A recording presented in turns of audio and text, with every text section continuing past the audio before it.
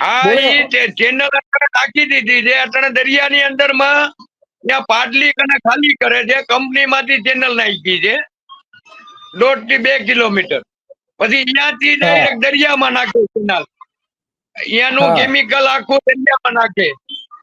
તમે setter box ઉપર જુઓ ને, આરંભડા બેટ લખીને મોકલો ને, તો સેટર બોક્સ ઉપરથી તમને દરિયાની અંદરમાં કેમિકલ દેખાવામાં આવશે. અટણે હા ખુલ્લે આમ નાખે. અટણે સેટર બરાબર. બોક્સ ઉપર કોઈ નથી. અટણે તો ટેકનોલોજી છે ભાઈ, પણ એ આજે સેટર બોક્સ ઉપરથી જુઓ ને તો અટણે કેમિકલ અંદર જામી ગયો દરિયામાં. તો આમાં હવે આ જે ચેનલ નાખી છે એના કારણે શું તમને હા, શું અસર થઈ રહી છે? આ પાઇપલાઇન નાખી છે, ચેનલ નાખી છે, એના કારણે શું અસર થાય છે તમને? અરે ખેતીની જમીન બગડી ગઈ, પછી પાણીના કુવા તળાવ, અમુક જમીન માલધારીઓના અટણે દરિયાણ કઈ નથી રહ્યું, તો ખેડૂતોને ક્યાં પાક થતો નથી એમાં.